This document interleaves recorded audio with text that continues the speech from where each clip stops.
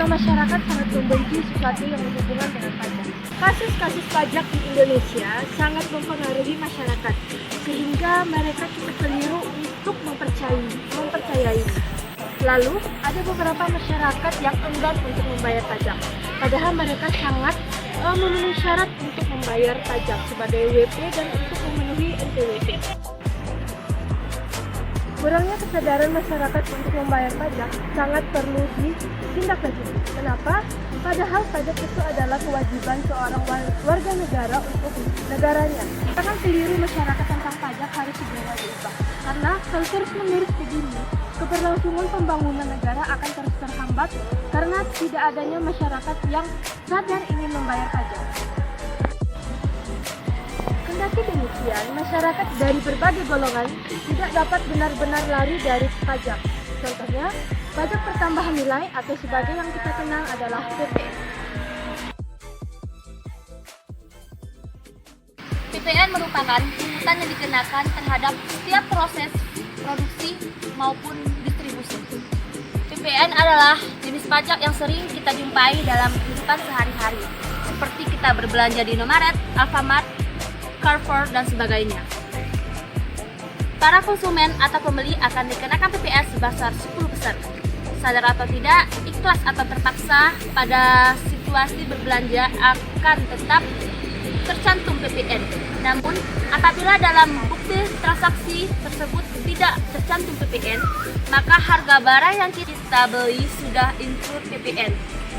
Setiap masyarakat yang berbelanja di pusat pembelanjaan bukanlah orang kaya. Dengan begitu, PPN yang dikenakan atas barang dan jasa dapat membuktikan bahwa pungutan pajak di Indonesia sama rata. PPN mengikat pembeli tanpa disadari.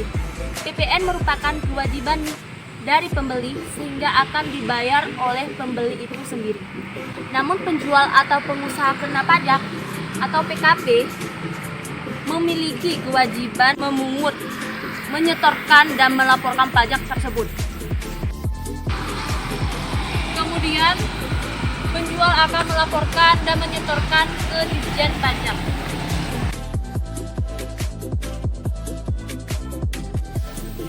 Setelah melaporkan dan menyetorkan, maka penjual akan mendapatkan bukti transaksi, yaitu biasa disebut faktur pajak.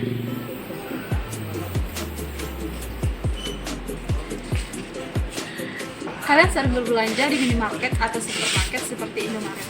Nah, kalau kalian sering berbelanja seperti itu, kalian sadar nggak sih kalau di setiap pembelian itu terdapat sistem pembayaran seperti ini? Nah, ini merupakan contoh yang termasuk dalam PPN. Struk atau nota itu juga disebut sebagai faktur pajak. Kenapa struk tersebut disebut sebagai faktur pajak? Karena pelaku usaha yang biasa ditemui pada minimarket dan supermarket, termasuk pengusaha kena pajak pedagang enceran atau yang sering kita kenal sebagai PKPPE. Jadi, sebagai PKPPE, tetap wajib untuk membuat faktur untuk setiap penyetoran barang dan jasanya.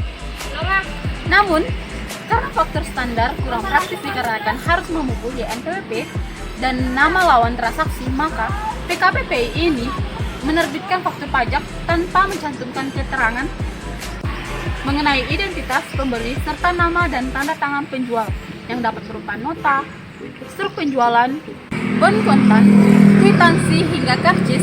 Bentuk dan ukurannya, faktur pun dapat disesuaikan dengan kebutuhan PKPPE ini.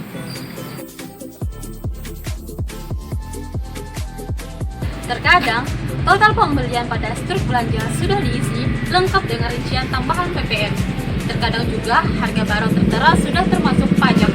Sebagai pembeli yang cermat, maka kita harus bisa meneliti